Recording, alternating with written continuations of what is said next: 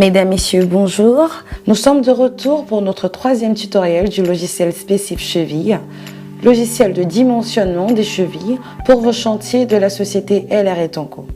Nous vous rappelons que le logiciel Spécif Cheville est téléchargeable librement et gratuitement sur notre site internet www.etanco.fr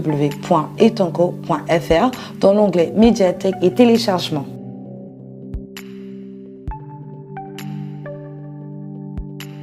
Alors aujourd'hui, je vais vous présenter l'onglet Le garde-corps de bâtiment et faire un cas concret. Pour cela, nous cliquons sur l'onglet Garde-corps de bâtiment où nous pourrons trouver les différentes possibilités de pose du garde-corps, par exemple à la française, à l'anglaise, en escalier et les autres en tableau, en façade ou bien d'autres cas. Dans le cadre de notre exemple, nous allons prendre un cas simple. Il s'agit du garde-corps à la française. Une fois défini, nous passons à l'étape suivante, la qualité du béton. Dans notre cas précis, nous ne connaissons pas la qualité du béton. Alors nous prenons la qualité de béton la moins performante, C20-25. Notre qualité de béton choisie, nous passons à l'étape suivante, l'information sur le lieu de pose. Si nous sommes sur un balcon, donc locaux privés, nous cliquons sur l'onglet locaux privés. Il faut savoir que chaque fois qu'on choisit un type d'établissement, la norme en lien va s'appliquer directement pour calculer les efforts sur les chevilles. Passons à l'étape suivante, l'information sur les chevilles. Suivant le type de pied que nous avons défini, nous allons pouvoir choisir la position des fixations. Dans notre cas, nous avons 2 chevilles en position arrière. Nous passons donc à l'étape suivante qui est l'incrémentation des dimensions de notre platine, le positionnement sur la dalle et en intrax. Dans notre exemple, notre pied de poteau ici fait 150 mm de large par 150 mm de long. D ici représente la position des chevilles par rapport à notre bas externe de platine. Pour notre exemple, 90 mm, l'épaisseur est de 10 mm avec une distance au bord C4 de 120 mm. S1 est l'espacement entre les chevilles qui est de 70 mm. Nous passons maintenant à l'étape suivante. À cette étape, nous allons définir la hauteur du garde-corps de son support à la main courante.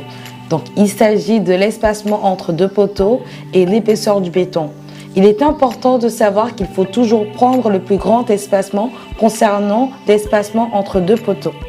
Dans notre exemple, nous allons prendre une hauteur de garde-corps d'1,10 m car notre pied repose directement sur la dalle. La norme nous impose une hauteur totale entre sol et main courante d'1,10 m minimum. L'espacement entre poteaux peut-il varier? Nous allons avoir une distance de poteau d'1 mètre et l'épaisseur du béton, nous allons avoir 200 mm. Nous arrivons enfin au bout du pas à pas et nous allons ensemble choisir la cheville qui nous correspond le mieux. Pour du garde-corps, nous préconisons une Baraco M10 inox car nous sommes en extérieur. Le code couleur est en vert lorsque la cheville fonctionne et en noir lorsque la cheville ne fonctionne pas.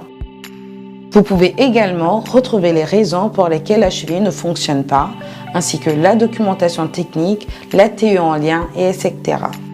Si jamais vous avez besoin de changer quoi que ce soit, vous avez toujours la possibilité de revenir dans l'arborescence à gauche sur l'étape que vous souhaitez modifier tout en conservant les autres données. Je vous conseille ainsi de sauvegarder en cliquant sur l'onglet « Sauvegarder les données de l'étude ». Une fois votre cheville choisie, cliquez dessus puis allez sur « Voir la note de calcul ». Celle-ci peut être synthétique à 4 pages ou détaillée à 10 pages avec le détail des calculs. Dans notre cas, nous sommes à Poissy sur le chantier de la mairie.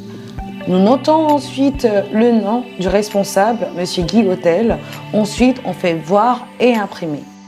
Une fois que la note de calcul apparaît, vous retrouverez l'ensemble des informations sur le garde-corps ainsi que les sollicitations des chevilles suivant la norme définie.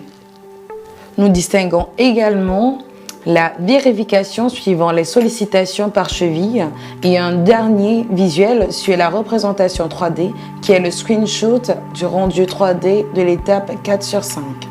Nous pouvons l'imprimer, l'enregistrer et l'envoyer par mail. Le logiciel vous propose également d'imprimer directement la fiche technique et l'agrément technique de la cheville. Vous pouvez ainsi ouvrir les documents et les imprimer. Nous sommes arrivés au terme de ce 3e tutoriel. Je vous remercie de votre attention et vous dis à bientôt pour un prochain tutoriel.